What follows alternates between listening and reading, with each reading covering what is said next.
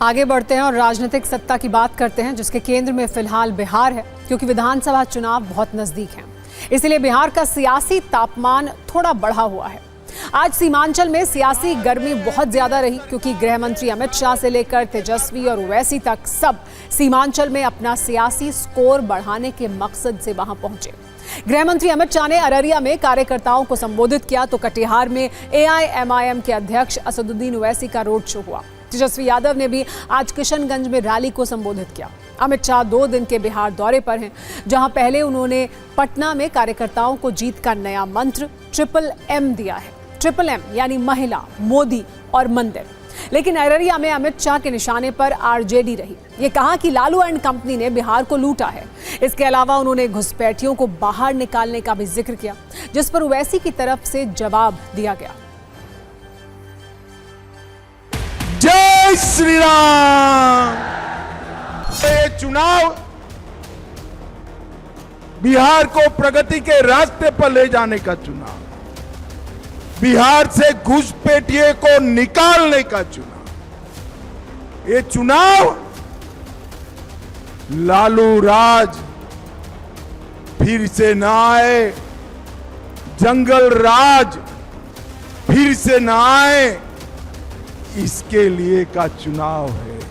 और ये चुनाव देश को मजबूत करने का चुनाव है, मोदी जी को मजबूत करने का चुनाव। ये नकलची सरकार है। हम बोले पेंशन बढ़ाएंगे तो ये पेंशन बढ़ाता है।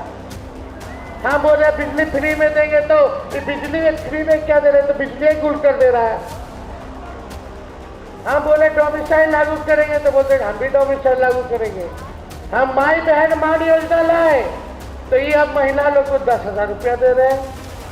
ये देंगे तो उधार देंगे, चुनाव के बाद नहीं देंगे, वसूलेंगे।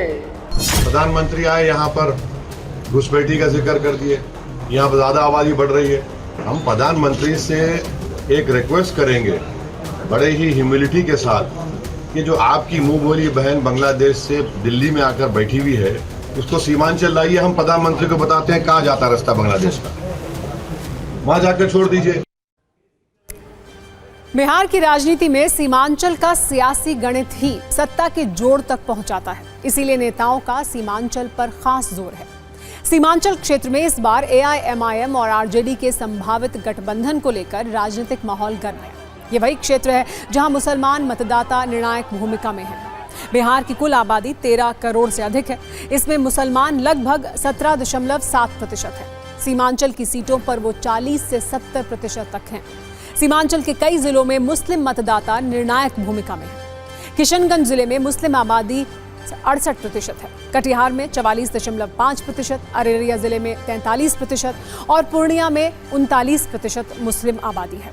इन इलाकों में RJD को मजबूत माना जाता था, लेकिन 2020 में ओवैसी की एंट्री ने यहां RJD का सारा खेल खराब कर दिया। ओवैसी का पूरा ध्यान इस बात भी सीमांचल पर ही है। बिहार चुनाव के लिए बीजेपी के नए प्रभारी बने धर्मेंद्र प्रधान ने चुनाव की कमान संभाल ली है। उन्होंने आज पटना में डोर टू डोर चुनाव प्रचार किया। दुकानों पर पहुंचकर स्वदेशी सामान बेचने की अपील भी की।